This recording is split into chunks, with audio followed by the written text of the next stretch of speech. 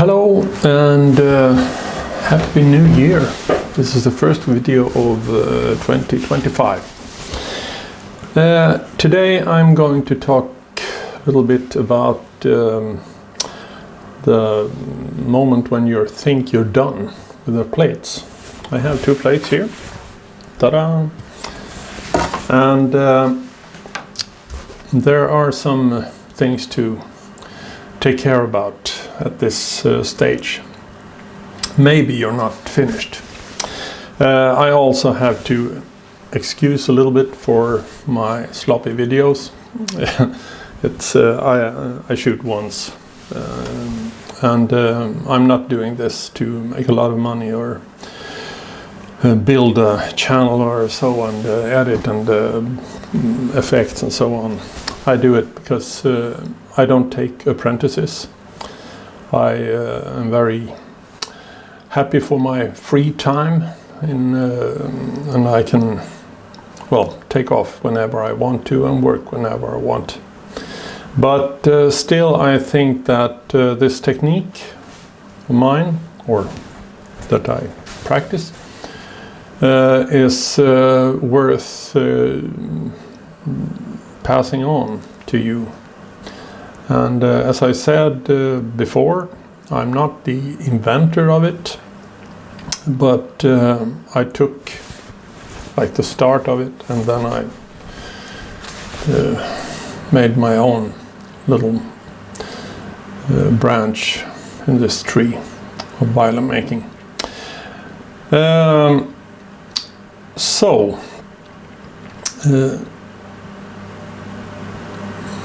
This method of mine, as I also said before, it has some answers to some unexplained signs that we find in the old master's instruments.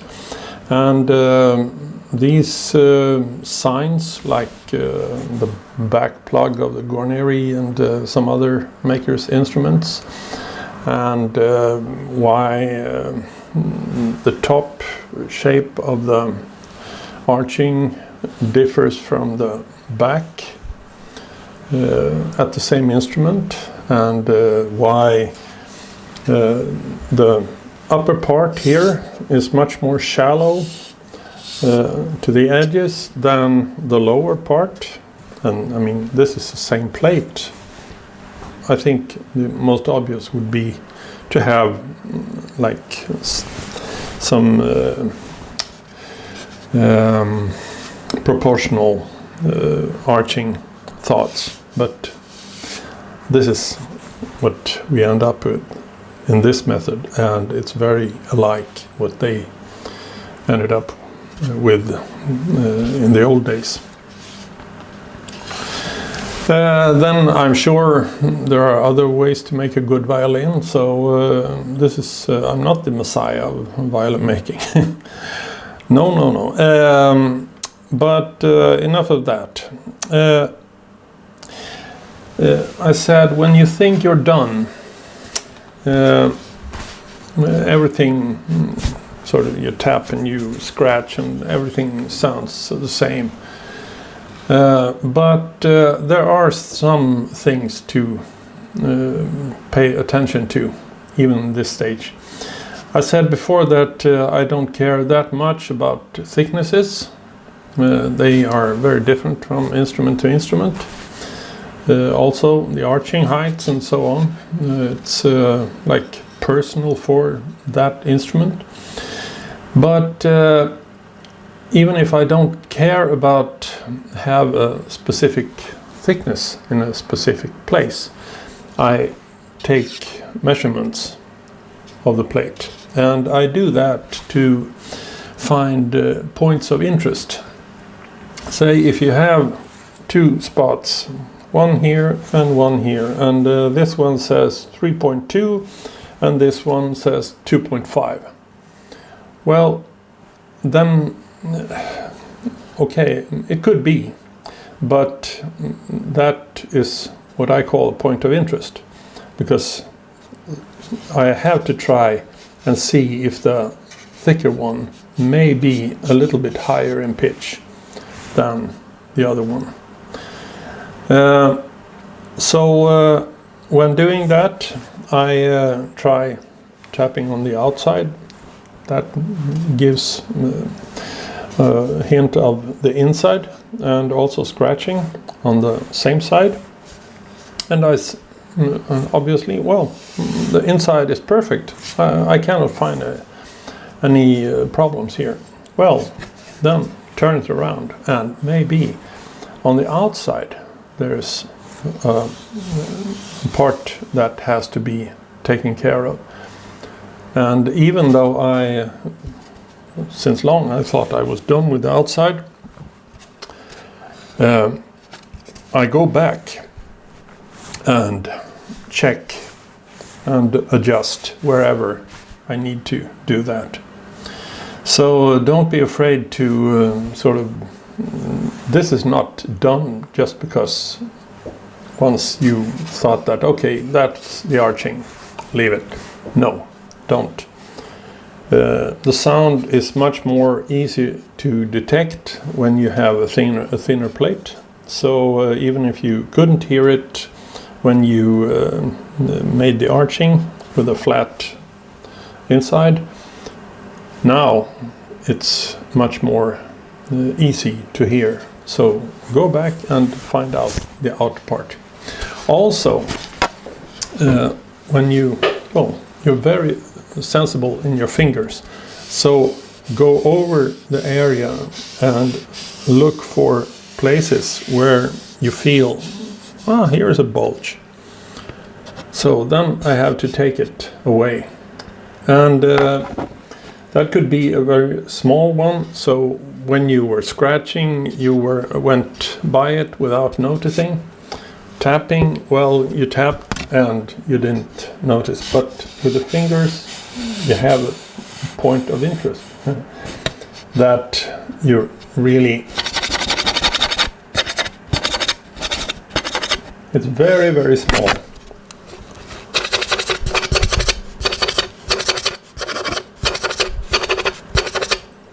It's very small there. So why not take it away?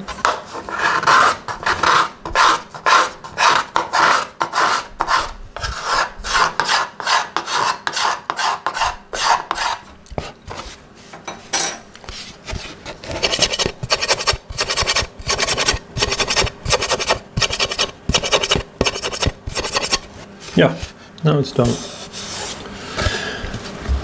So that is one way to sort of really do the last finish of it.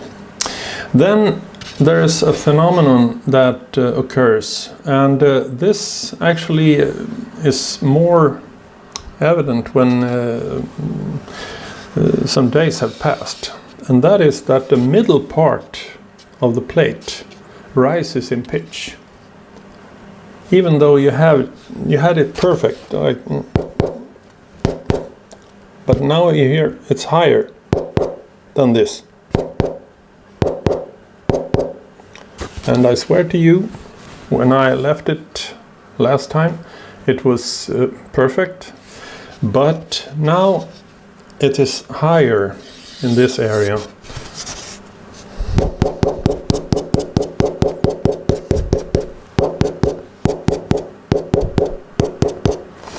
So the whole area here has risen, and the first thickness I had on this one was 5.6.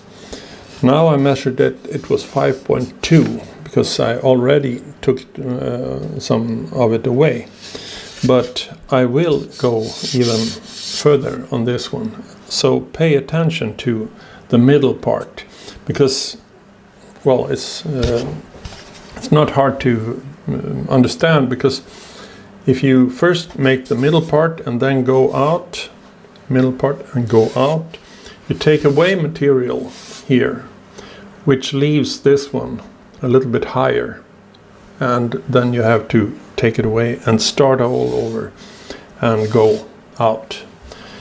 Now it's very minute material that you take away. It's not like you go over it with a finger plane or so. Now it's scrapers that does the work. Then also I always go around the edge.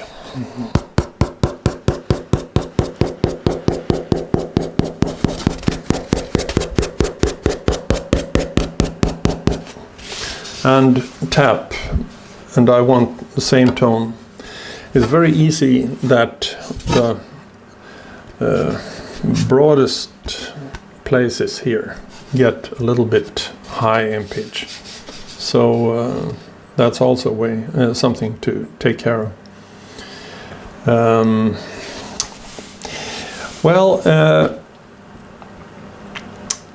Then you also have to check the tap pitch in back and top, because they are supposed to match each other. And the pitch, my belief is that the pitch will change in time. Also when the varnish comes on and it stiffens and it's slightly deformed, both plates, then the material will take another costume. But as I see it, it's not bad to start at the same spot. Another thing to take care of in the top is the Fhole edges. So pay attention to them. And listen how they follow in pitch. The old masters, I keep bringing them up. I got this poster from Strad. They are excellent and very interesting. And when you see the Fhole edges here, I guess you have to pause the video, but you see that they are not cut straight down in the edges. They are always trumpeting inside, and different edges are more or less skew like that, going in. And this is also interesting, one of those signs I was talking about. So maybe you have to cut the Fhole edges a little bit trumpeting inside, especially in the upper and lower, these tongues, to get that pitch. Then you can use a coarse sandpaper or something to take off the edge and tune it. So that is a thing to take care of with the top. I guess that's what I had to tell you today. So bye bye.